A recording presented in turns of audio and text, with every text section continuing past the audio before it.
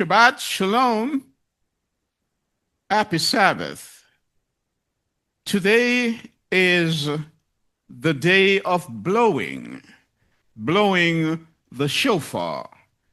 It is also a day of shouting, a day of giving praise and honor to Yah. The day is known as Yom Teruah, but some have called it Rosh Hashanah. That's what some have called it. They call it the head of the year. And I ask myself the question, how could the head of the year be in the seventh month? There are many who claim Jewry who have said this is the head of the year. So Yah, when he spoke with Moshe in the book of Shemot, that's the book of Exodus, in chapter 12, he made it clear that the month of Nisan or Abib is the head of the year. In chapter 12 and verse 2, the word says, "This month is the beginning of months for you. It is the first month of the year to you." So Yah declared to Moshe that the month of Nisan or the month of Abib is the head of the year, but the Mishnah, which is a rabbinic Hebrew text, foundational text, tells us that there are 4 dates for New Year. There is a day for trees, New Year for trees, New Year for the tides of animals. There's also the New Year for kings and counting of festivals, and so on and so forth. So there are 4 New Years, but the Bible says this is the day of Yom Teruah, the day of blowing. And so this morning we want to look at that and to provide some evidence, scriptural evidence, as to what it really means. What does it really mean? Because you kind of get the impression as you read the word of Yah that there is this persistent and pervasive addiction to hyperbole as you read the scriptures, because denomination after denomination, they indiscriminately use dramatic and sometimes exaggerated language to define and describe certain things that not even a whisper is made in the scriptures. So this morning we want to look at this in the context of the marriage supper of the Lamb, because the day of blowing is really about making a joyful noise unto Yahweh. It is a acclamation of joy. And we need to understand, what is the joy about? What is it about? Why are we so joyful on a day like this? So we want to look at that. As I indicated, we want to look at it through the marriage supper of the Lamb. Because on a day like this, when we come to make that claim, to make that joyful noise, to call the people through the blowing of the shofar, we are declaring, we are proclaiming two things here. We are saying to them, as of this day, 10 days from now, there's going to be the day of judgment, Yom Kippur. Get yourself ready. Some people call it the 10 days of awe, 10 days of repentance. Look into yourself and examine yourself. And after that, 5 days from Yom Kippur, we have the Feast of Tabernacles. And I believe that's what Revelation chapter 19 is talking about. That's what he's talking about. And as we read in the scriptures this morning, the word says the marriage supper of the Lamb is ready. And the bride has made herself ready. So as we blow the message this morning, two things in mind. Keep that in mind, these two things. One, 10 days from today, there's going to be a judgment, which means that your records of sin will come under review. Yah is in the sanctuary.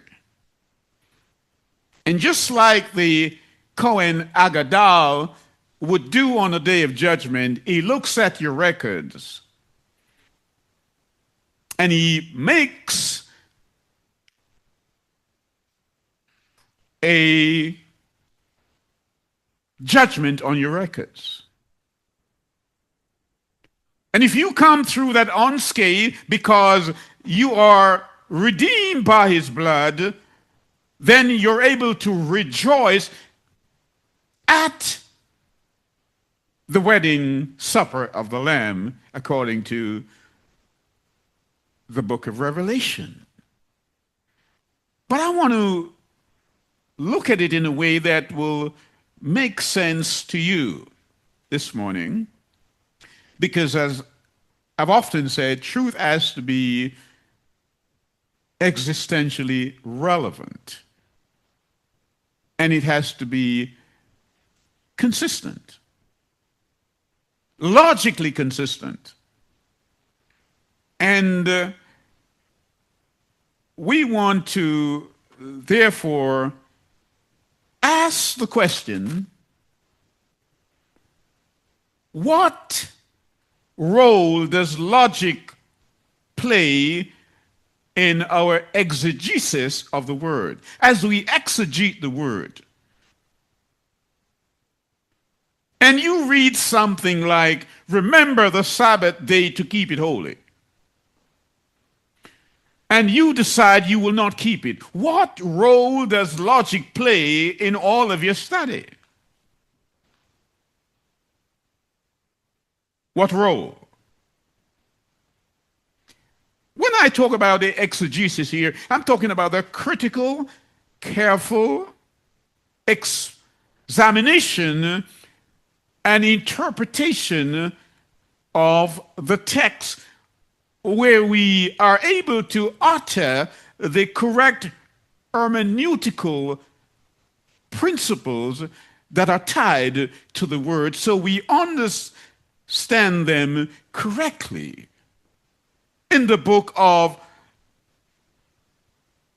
Leviticus, chapter 23, the word is very clear that we ought to keep come with me there. Let me just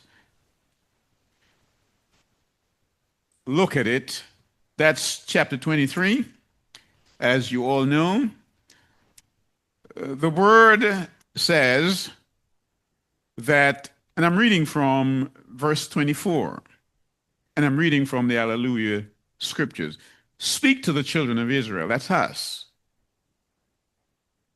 saying in the 7th month, that's this month, on the first day of the month, you have a rest, a remembrance of blowing of trumpets, a Kodesh gathering. That's today. All the people who are waiting for the Messiah and to declare that they wear an earnest impression of him through faith, the invitation to the wedding banquet is theirs. That's our subject today. An invitation to the wedding banquet. And so in the book here of Wahikra, Leviticus chapter 23, it's saying, all who believe. Galatians 3:29, if you be in Yeshua, then are you Abraham's seed. Then you are invited. You should have been here today or in some other gathering somewhere wherever you live. If you are not, then you have shown that you don't love him as you say you do. You're multiplying words.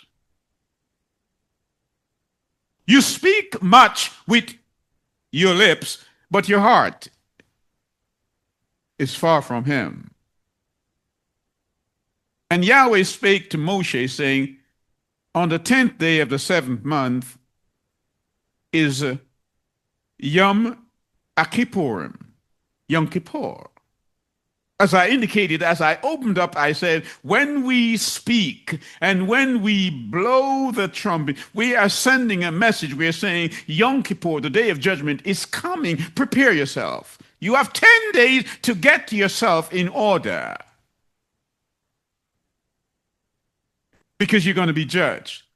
And Yah makes it clear as Kepha, 1 Peter 4:17 says, judgment starts where? In the house of Yah. So it behooves us. It's imperative that we should have been in a gathering such as this. It is imperative, as I indicated. We should be in a gathering like that because judgment day is coming. And so what we're doing in gathering like this, we are rehearsing. These are shadows of greater things to come.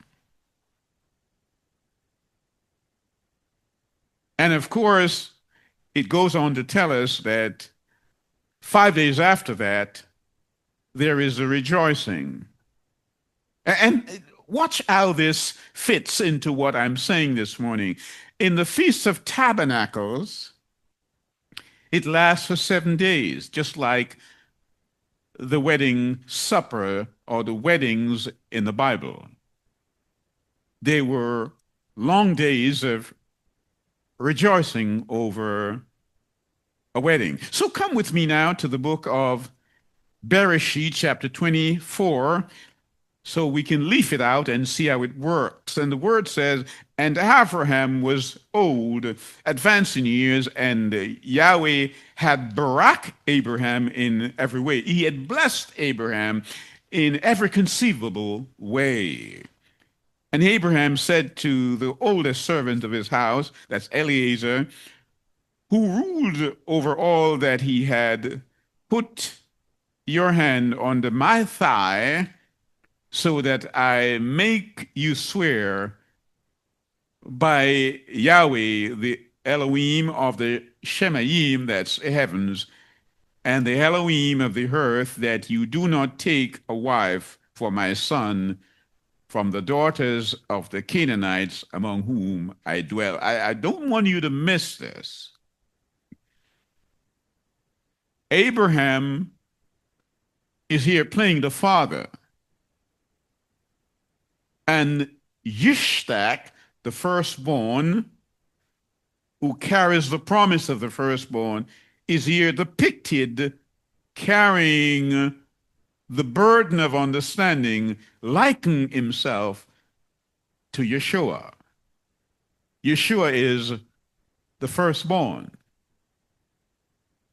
Understand that. And there are those who might say, well, Yishak is not the firstborn. He's the firstborn of promise. Ishmael, we know, is the firstborn of Abraham.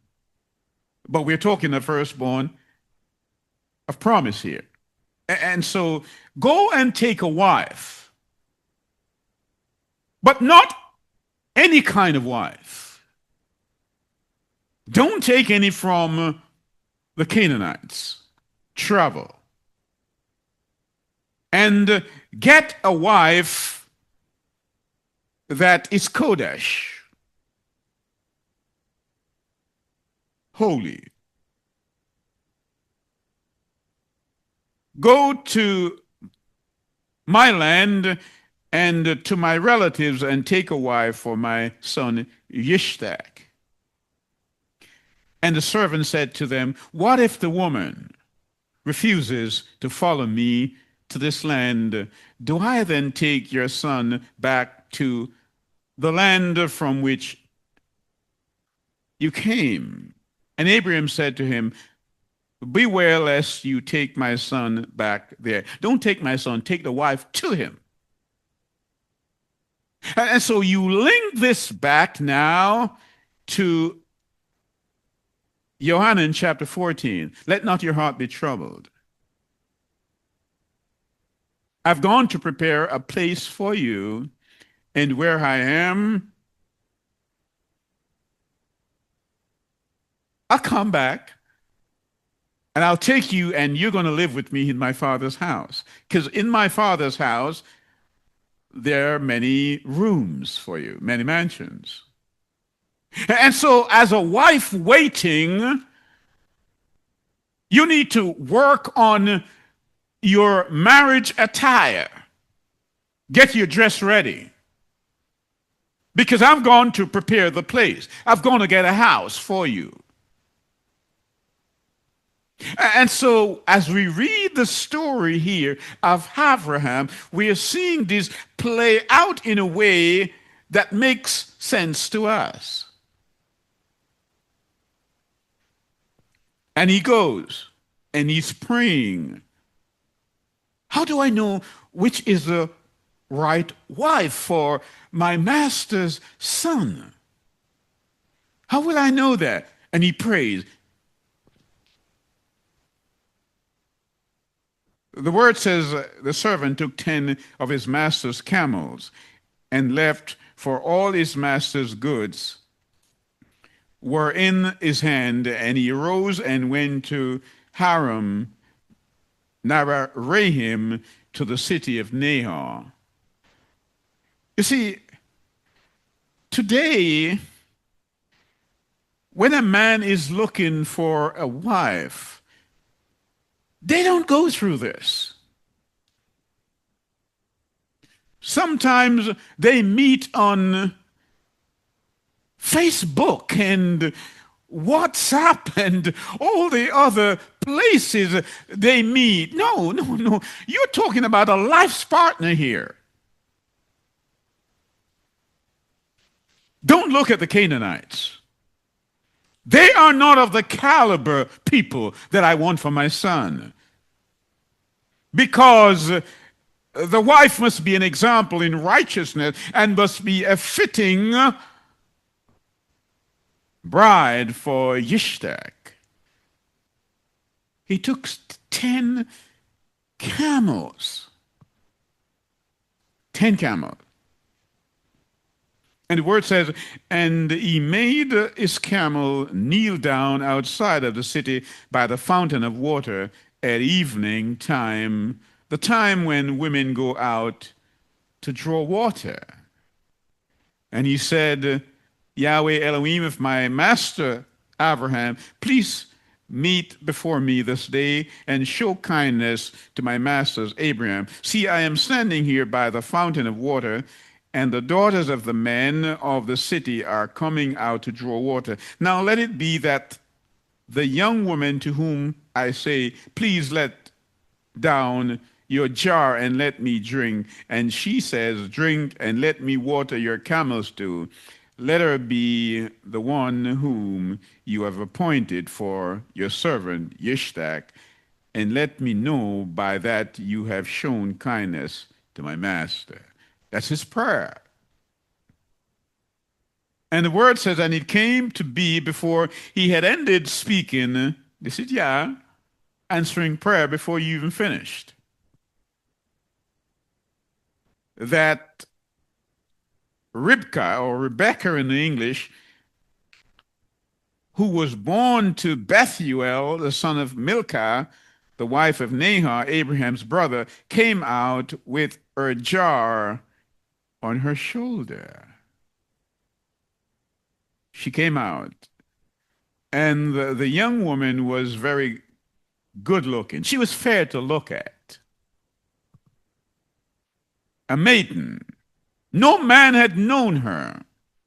That's how it should be. That's the Bible's way. And the servant ran to meet her and said, "Please let me drink a little water from your jar." You got to understand what's happening here. In the Hebrew context, he's seeking approval. Will the woman go back with him? That's the first stage of this. So he brings gifts, dowry, in the ampers, if you like, of the camels, because he has to pay that to get the bride. He has to pay that to get the bride. And he has to win the approval of the parents. He didn't meet her at some club, at some dance hall where liquor is running. That's not where he met her. He met her by the well.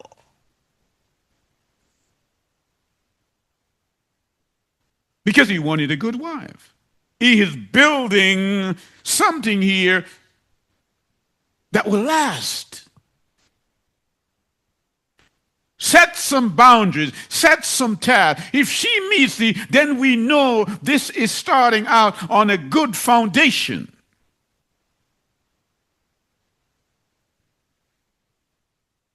Do that. You see, this foreshadows what Yeshua would do, because the dowry, the gifts that he paid for us, was his blood. The apostle Paul, Shaul, said, "Did you not know that you're purchased with the blood of Yeshua?" That's the dowry that he paid for us. So once we, like Rebecca here, we are now waiting to be married to him, and we must make sure that our attire is being looked after, and make sure that when he comes, we're ready. But I read some troubling remarks in the book of Revelation that the Laodicean woman is naked. She's wretched, she's poor, and she's blind. And you kind of get the impression here that Yeshua is not going to walk down the aisle with a blind, naked woman. And so, when Eliezer realized that Rebecca met the criteria that he had set in prayer to Yahweh, he said, "This is a woman." And he worshiped. And verse 20 said, "And she hurried and emptied her jar into the trough, ran back to the fountain to draw water, and drew all his camels." And watching her, the man remained silent in order to know whether Yahweh had prospered his way or not. You got to watch. He did not say a word because he had sent a prayer out and he wanted to see how this prayer would be fulfilled. And he watched this woman, and it came to be that when the camels had finished drinking, that the man took a golden nose ring weighing half a shekel, and 2 bracelets for her wrist weighing 10 shekels of gold. These kind of gifts in ancient time, the Near East, shows the wealth of the one who was giving them. That's wealth.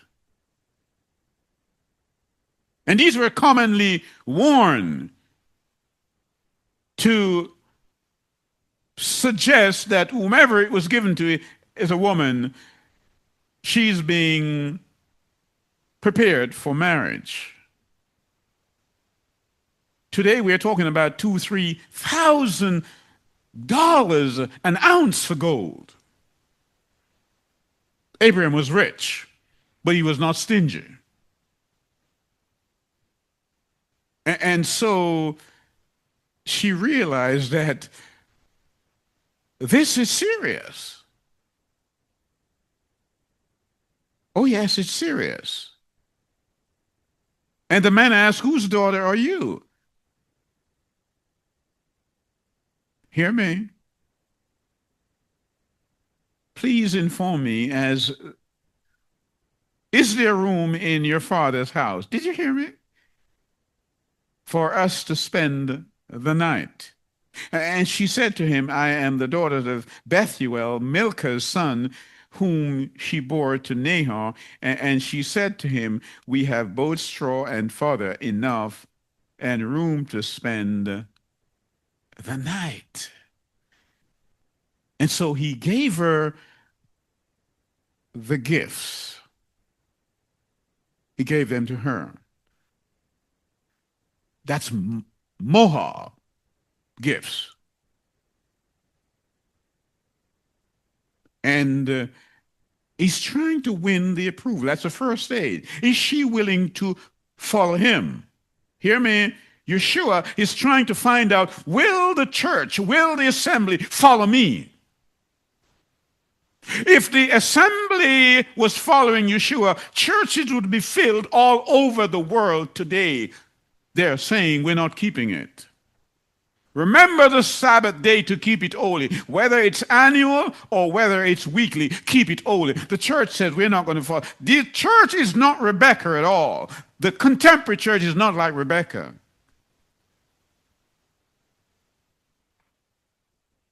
How many servants have come to the assemblies worldwide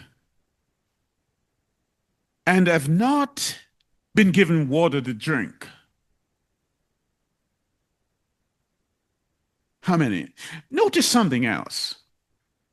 You will recall when the children of Israel were in Egypt. You remember that. And Yah took them as a people, a mixed multitude. And he wanted them to be his wife. And he raised Moshe up, sent him to Pharaoh and said, let my people go. Let my wife go.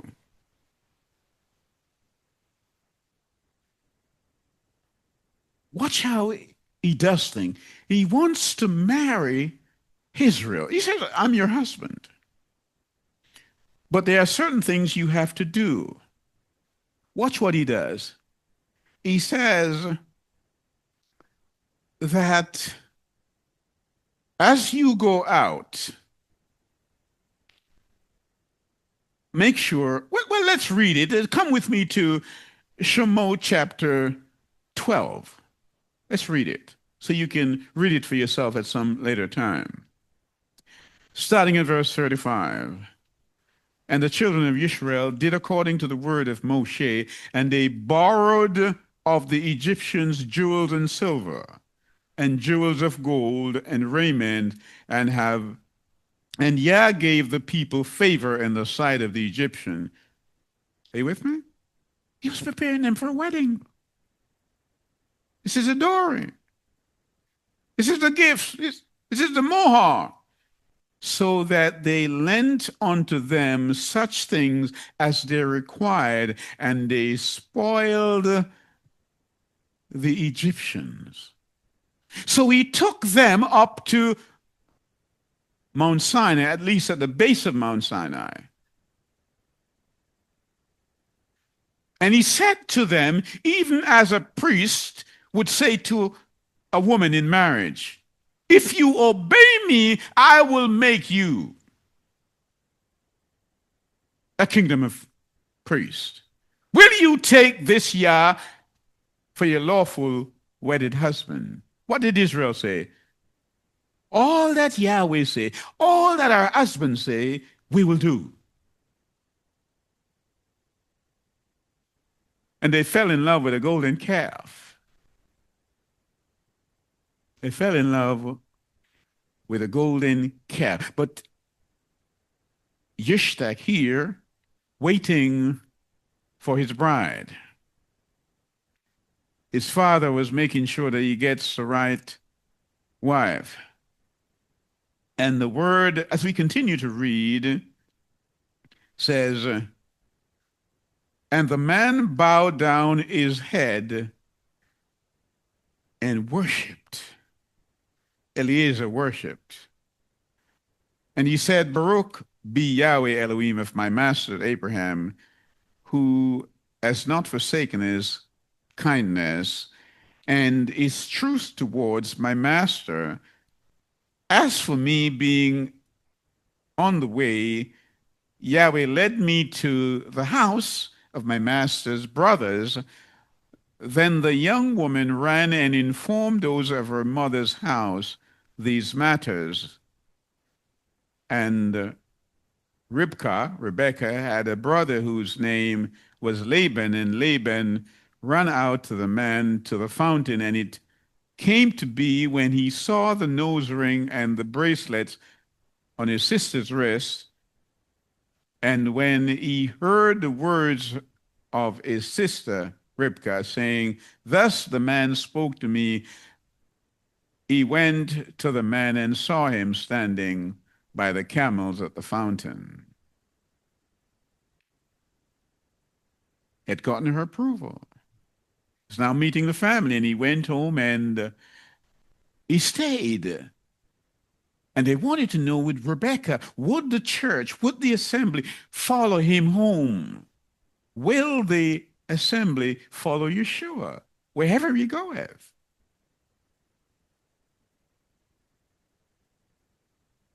Today is an example of that. Go ye out, disciples, and teach all the nations that which I have commanded you. I have one flock. That flock is Yisrael. And I'm not talking about biological Israel. I'm talking about those who have accepted Yeshua and are Abraham's seed. I have that one flock. One flock. Therefore, I want to expand the flock. So my disciples are going out to preach to all the nations, Gentile, so that they too, once they accept Yeshua, they can come in to the commonwealth of Israel, and therefore the expanded Israel be one Israel. There will be no more Baptist, Pentecostal, Seventh-day Adventist, Episcopalian, Catholic, Lutheran. No, one flock.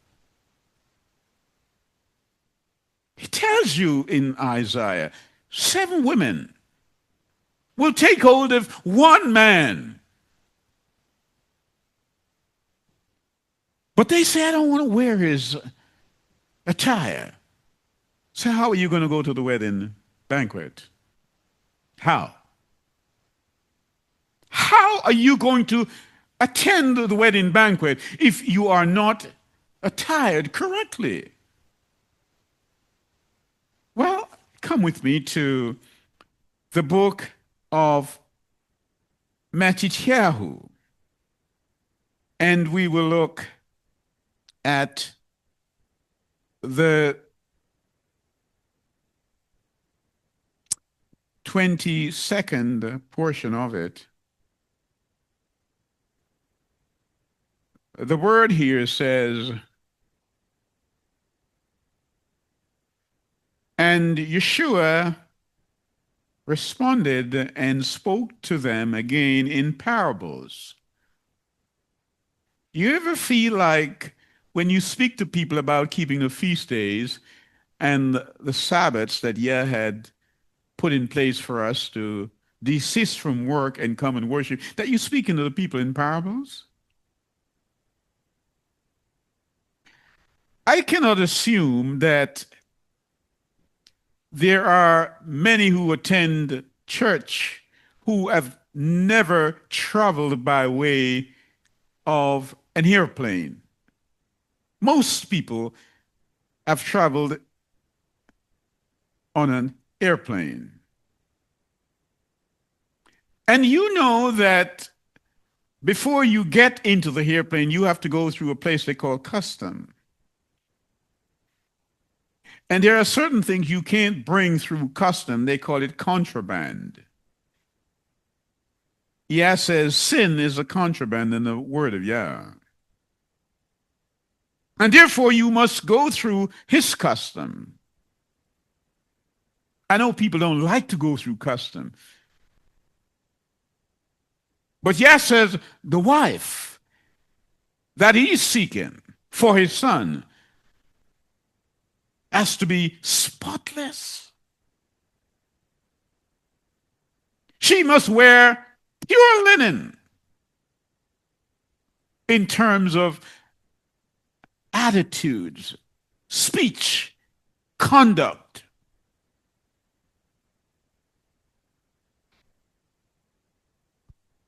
Let's read.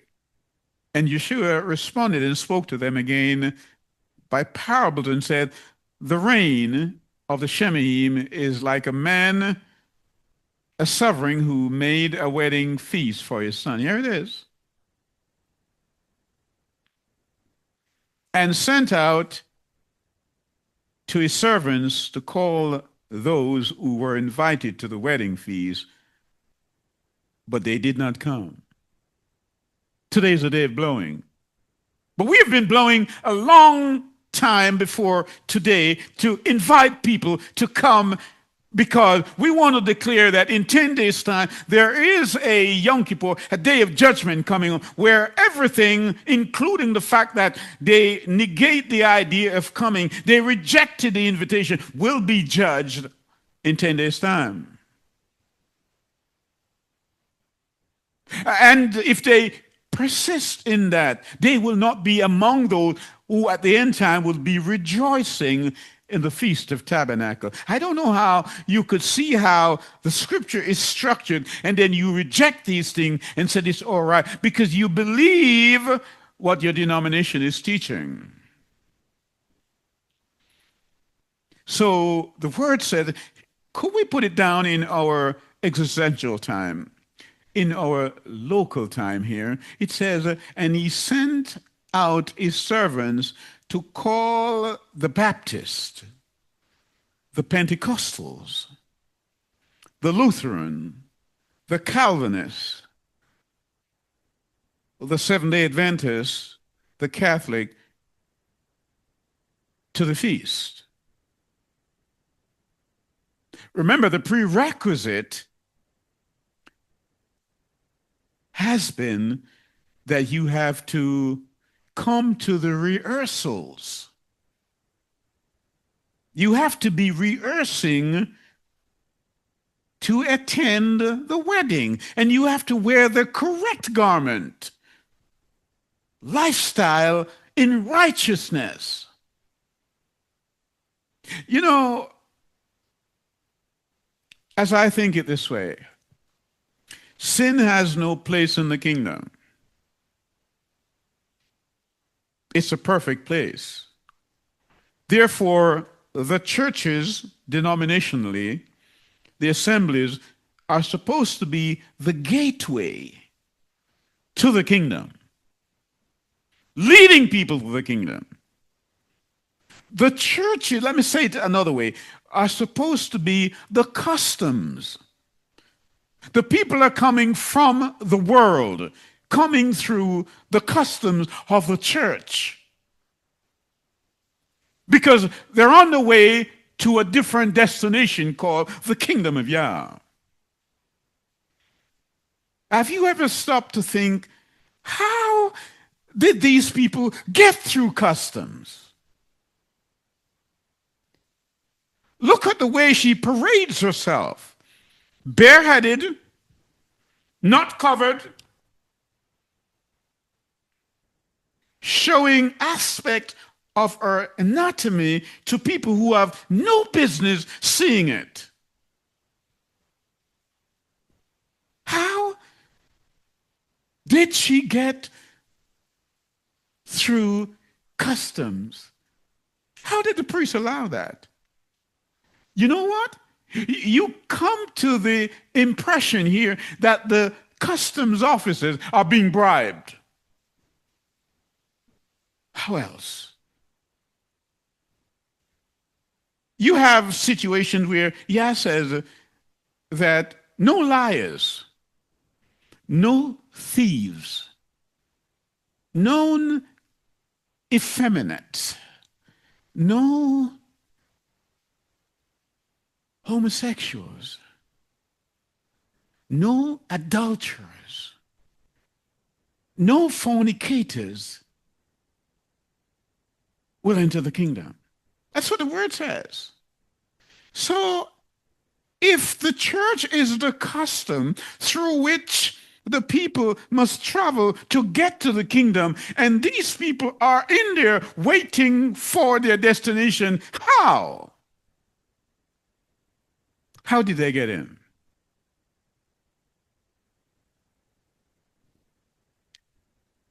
Let's go back to Matthew 22. He said, again he sent out other servants, saying, say to those who were invited. That's all the believers. See, I have prepared my dinner, my oxen and fatted calf are slaughtered, and all is ready. Come to the wedding feast. Come. But they disregarded it and went their way, this one to his field, that one to his trade. And the rest, having seized a servant, insulted and killed them. But when the sovereign heard, he was wroth, rightly so, and sent out his soldiers and destroyed those murderers and lit their city on fire. Then he said to his servants, the wedding feast indeed are ready, but those who were invited are not worthy. You didn't hear me. The king's son said the invitees were not worthy. Why? Because they did not consider the son worthy. That's where we get the word worship from. Worthyship. Is he worthy to be worshipped? If you consider him worthy, then you would obey him. You see, today is all about you, church, but you didn't know, did you? Because today, when we blow, when we make the noise, we are proclaiming that in 10 days' time, there is a judgment. And the fact that you rejected coming to meet your husband, you're held in contempt of court. They're held in contempt. Because, you see, this man here, this son of the sovereign, Yohanan 5 and verse 22 says, the Father judgeth no man, but he gives all judgment to his Son. He is your advocate. This is the same man who stands before Yah and man and advocates for you. He's the same man whose breath you carry around, liberally breathing as if it's your own. He's the one who's blessed you with all things. And he asked you to come to his wedding, and you said no. I've never seen such ingratitude ever. Never. And so the word says, then he said to his servants, the wedding feast indeed is ready, but those who are invited were not worthy. Therefore, go out into the street corners, and as many as you find, invite to the wedding feast. And those servants went out into the street corner. You know, sometimes you speak and you send messages to people. Sometimes you email them. Sometimes you send WhatsApp and you say, this is the requirement of Yah. And some do not even have the respect to say, I received it. Not even that. Courtesy. You know that common courtesy that we grew up with? It's in exile. That's what the word was talking about when he said, in the last days, people will be lovers of themselves. Cold. Which man in his right mind would want to fall in love with an iceberg? Cold. And so, verse 11 says, and when the sovereign came to view the guests, you didn't hear me. Let me read that slowly. When the sovereign came to view the guests, this is 10 days after. This is Yom Kippur. He's examining your record. He's looking at the guest. Day of judgment. He saw there a man who had not put on the wedding garment. Now, understand something here. This father who has made this feast, he did not spare any cost. Usually when someone invites you to a wedding, you have to find your own clothes. This king here provided clothes for the people. His own righteousness. But a man smuggled through customs. That's what the word implies. And he said to him, friend, of course, he's his friend, he invited him. How did you come in here? How did you get past custom? Not having the wedding garment, and the man was without speech. He was speechless. Then the sovereign said to the servant, bind him. You know, if your assembly, your elder, your priest, and not teaching you to live righteously, they're not teaching you. You see,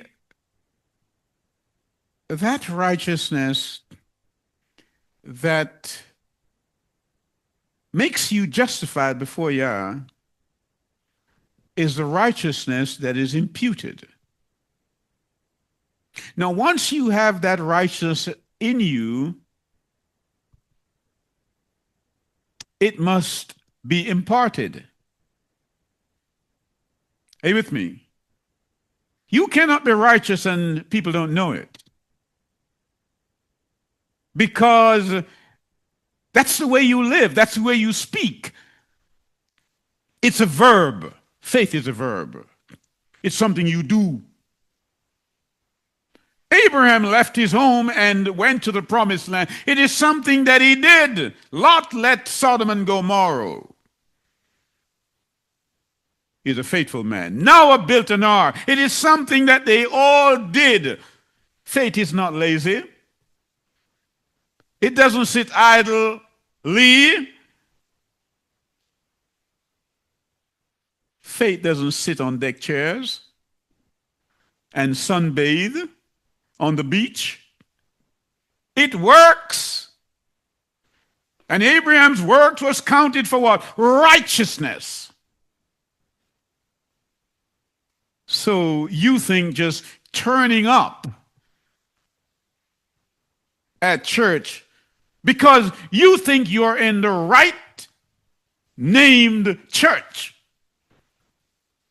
you'll be all right. Oh, foolish Galatians.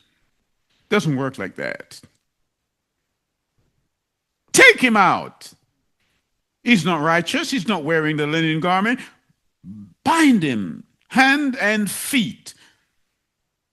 Throw him out. Take him out. And so we're told, just a skip away from that, in Matthew 25. Then the reign of the Shemaim shall be compared to 10 maidens. Are you with me? Who took their lamps and went out to meet. Who are they meeting? The bridegrooms. These are the bridesmaids. We're waiting for the bridegroom to come. Why? Because the bridegroom had told us in John chapter 14, I'm going away and I'm coming back at a certain time. Hear me? So they wanted to know, when is he coming back? That's what they wanted to know. And he said, no man knoweth the day nor the hour. That's what he said. And the preachers, the teachers, the scholars, the priests, many of them have been teaching the people that no man knoweth the day nor the hour. What they didn't know is that they should have known. Because when Yeshua spoke that, he was saying, of course, those who heard him, who lived in his time, they knew what he was saying. He's saying, no man knoweth when the new moon is. He was referring to the new moon, the Moedim, of the first day of the 7th month. Today, I'm coming back on the Feast of Trumpets. That's the day that no man knoweth. Why? Because nobody knows when the new moon is coming. Because in ancient times, 2 people used to go on the mountain and they watch. And when they see the sliver of that moon come, they would rush back to the Sanhedrin and let the people know that today is a new moon. That's what it means. So when I started out this morning, I talk about people are addicted to hyperbole. That's what I mean.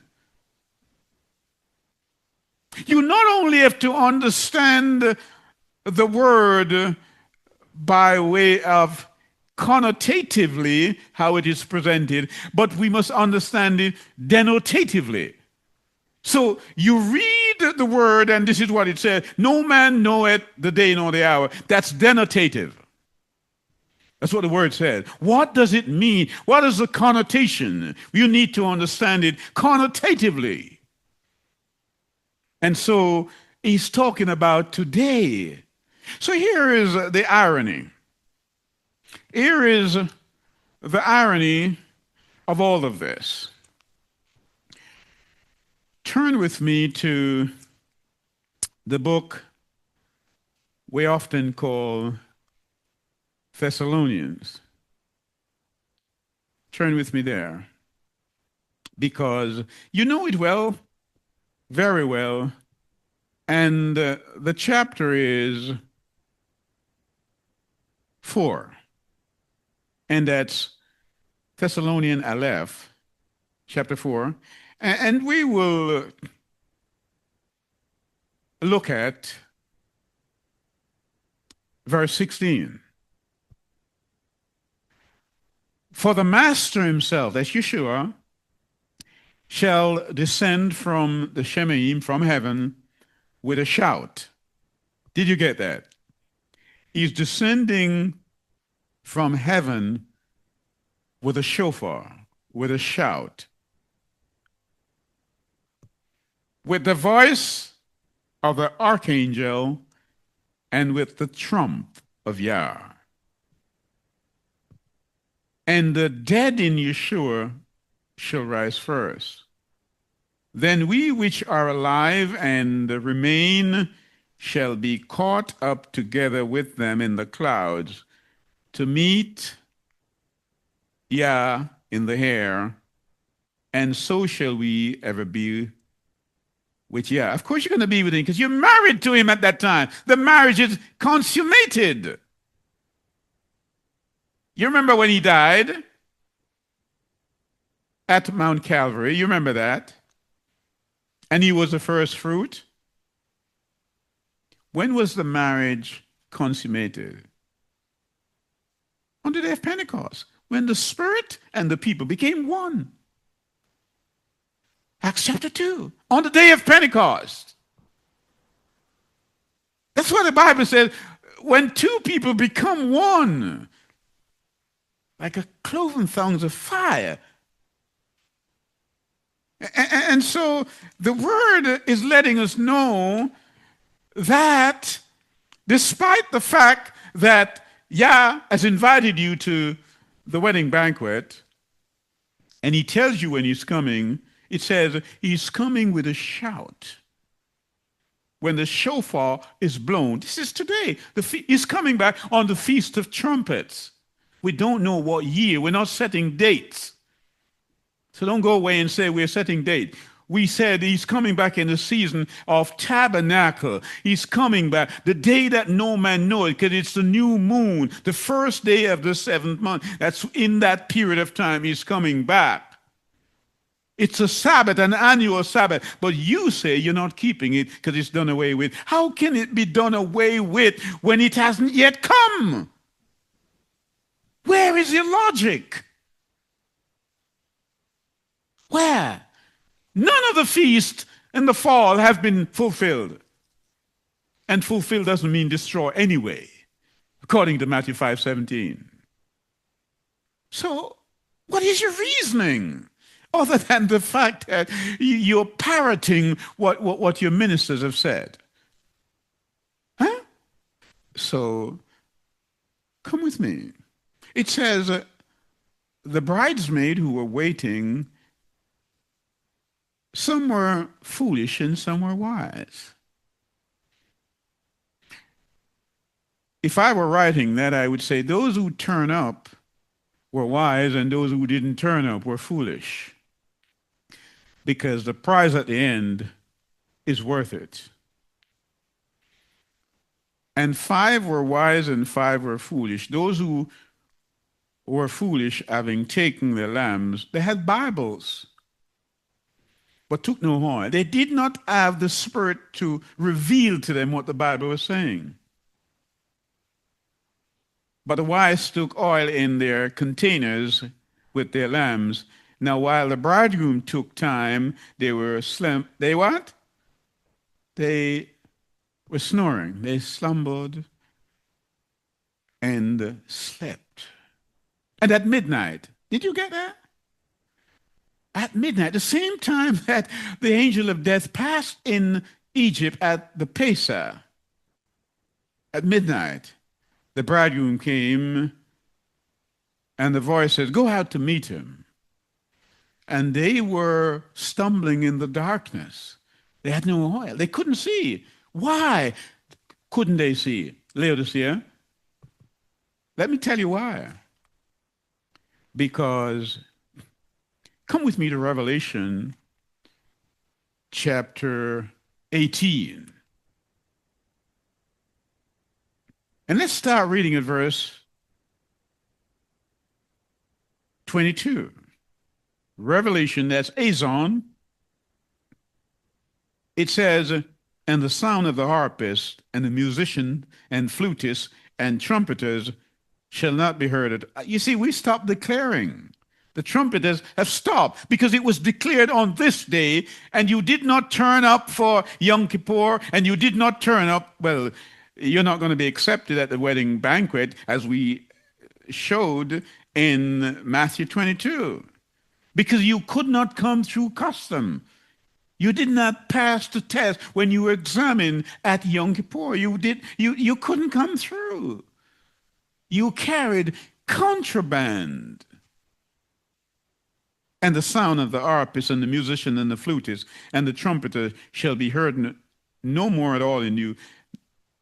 No craftsman of any trade shall be found in you anymore at all.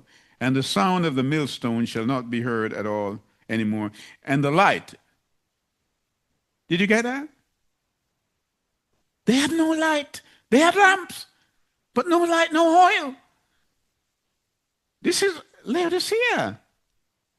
Shall not shine in you anymore at all, and the voice of the bridegroom and the bride shall not be heard at all in you anymore. For your merchants are the great ones of the earth, for by their drug sorcery all the nations were led astray, deceived. Drug sorcery in the Greek is talking about pharmakia, pharmacy. That in the time that Yeshua is coming, this drug thing is going to be quite prevalent in our midst, particularly in light of the fact that Yah says the leaves of the trees for the plants are for the healing of the nations. And he's our great physician. So we need to understand. So the light has gone out. This is why in Revelation 18 verse 4, it says, come out from among her. Isn't that what it says? Come out from among her, my people, lest you share in her sins and lest you received her plagues. Come out. This woman has not made herself ready. She has not worn her wedding attire. No. So come with me to Revelation chapter 3 as we bundle this up. And if we look at verse 16. So because you are lukewarm and neither cold nor hot, I am going to vomit you out. You don't want to marry a woman like that at all. You know, she's just lukewarm here. Because you say, I am rich. You see, money is her problem. And need not at all, and do not know that you are wretched. She's what?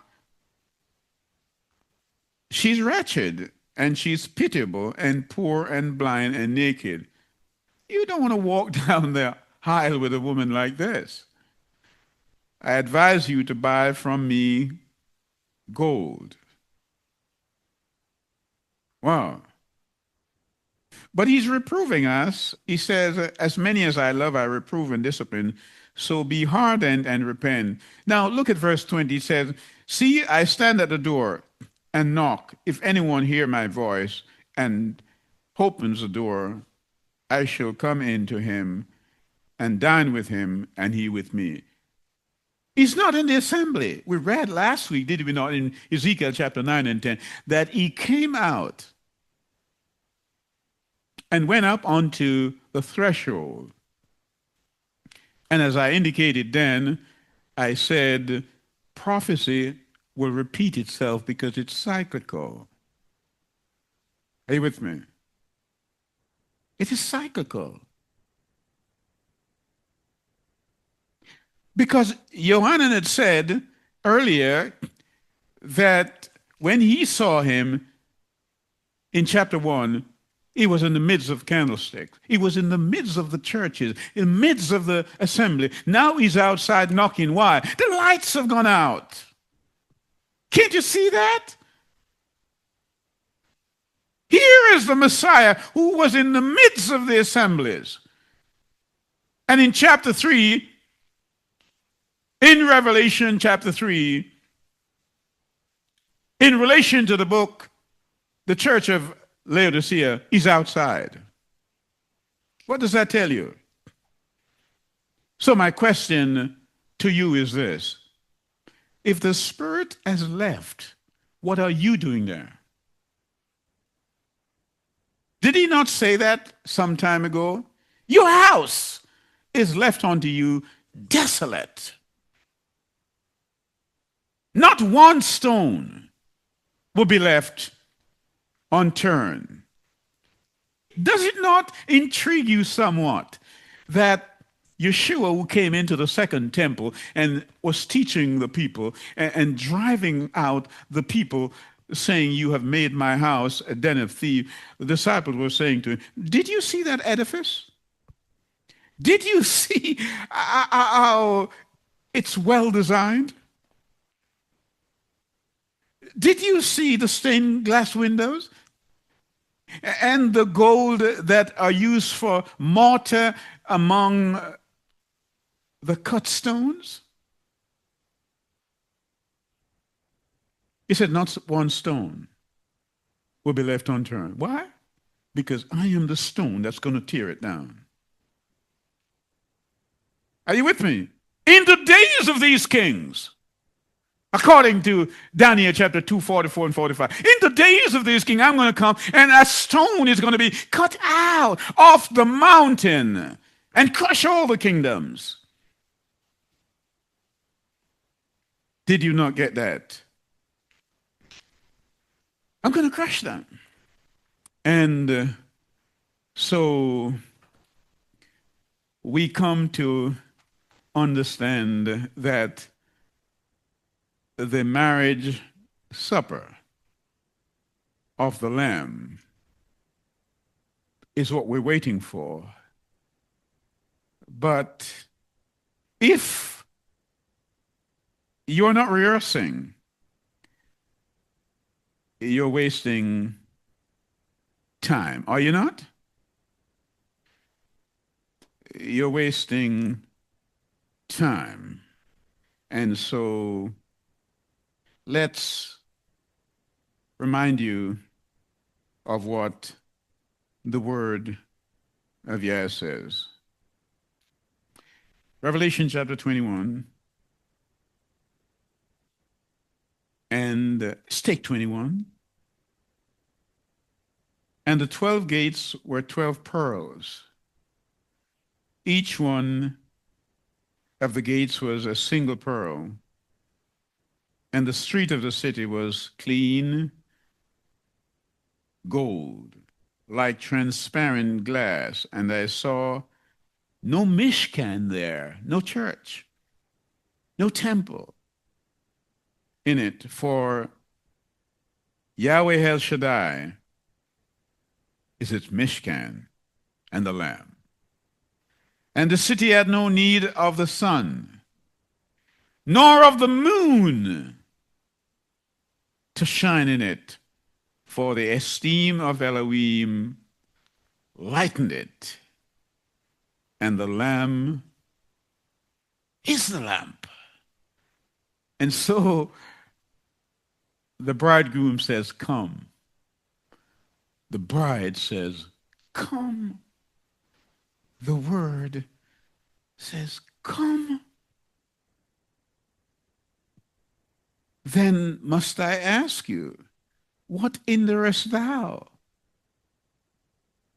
You remember that statement from the Ethiopian? Well, another Ethiopian is asking you the same question this morning, but in a different context. What hinderest thou?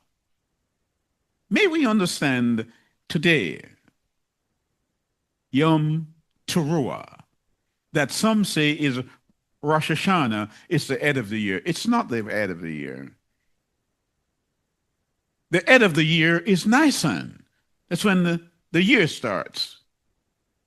So let us examine ourselves and do exactly what Yah is asking us to do, to keep his Shabbat.